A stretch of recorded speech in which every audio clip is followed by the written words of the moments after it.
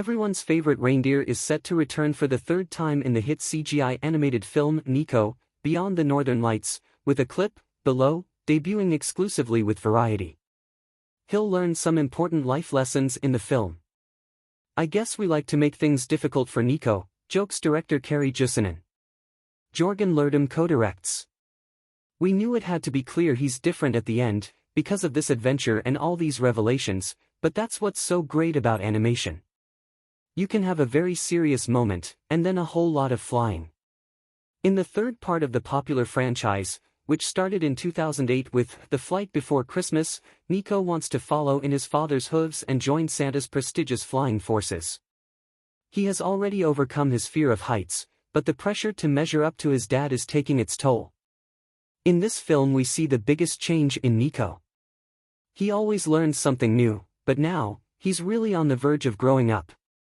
He becomes a teenager, says production designer Mikko Pitkänen. "It's amazing we even have this third film, because it was never our plan. It's not just about adding more action and funnier jokes, it's a natural progression of the main character." This story, a story of Nico and his father, finally comes to a conclusion. The team at animation studio Anima Vitae wasn't afraid of some darker themes.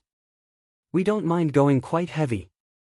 Thanks to Nico, these characters are very appealing, even though reindeers are a bit limited when it comes to animation. They can't handle any props. With the first Nico, we decided we wanted to come close with the camera and make things heavy emotionally, and then balance it out with action and slapstick," explains Jusonen, while Pitkänen laughs. "If it were up to me, these films would be much darker. It's funny how dark Disney films used to be, take The Rescuers, with two mice helping a kidnapped child. It's one of the greatest things, to feel scared in the cinema with other people, knowing you'll be alright in the end." The film is produced by Antti Haikala, Hannu Tumainen, Emily Christians, Mo Honen and Anders Mostrup for Anima Vitae, Cinemaker, Ulysses Films, Moetian Films and A. Film production, in association with Telepol, Nordisk Film, Global Screen, also handling sales, Back Films, MTV, RTE and Dr. They never anticipated creating a franchise with international appeal. "It was a complete surprise. It was a surprise with the first film, it was a surprise with the second one," says Jusonen. "That first script. It just felt like a really, really good idea. As Finns, we feel we have this ownership towards Santa and his flying reindeers, so of course we should tell their true story. And yet it felt like a pioneering thing in Finland. Nobody tried to do something like that," adds Pitkänen. Eager to celebrate Lappish nature and Santa's hometown, he resides in Rovaniemi. They ultimately went beyond Christmas, focusing on Nico's family. "You have this reindeer growing up without a father, trying to figure out if he's really as wonderful as he thinks he is, and then finding out the truth. I had the same kind of realization with my kids. At one point, they look at you and go, 'Oh, that dude. He doesn't have a clue,'" laughs Jusonen. "It felt like something I haven't seen in an animated film. You need these little moments of truth and the starting point can come from your own life.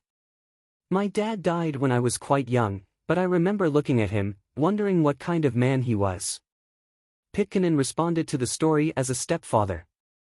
"To have this squirrel as a sort of stepfather to Nico. I've always thought it was such a great idea. Most US films focus on nuclear family and after the first Nico, we got some harsh comments about his father not coming back to the family. People were furious about it. They said it wasn't suitable for children. To us, it just felt true to life," he says. "The adults aren't always doing the right thing. In this third film, you come to the point when you realize you can make better choices than your parents even did." While Nico discovers harsh truths about his dad, there's still plenty of humor. And plenty of lemmings, threatening to steal the whole show. "Many people got excited about the lemmings," admits Pitkänen, spitballing a few ideas for possible sequels. "But they won't be happening anytime soon. Or will they? The wise thing would be to start thinking about the next Nico film.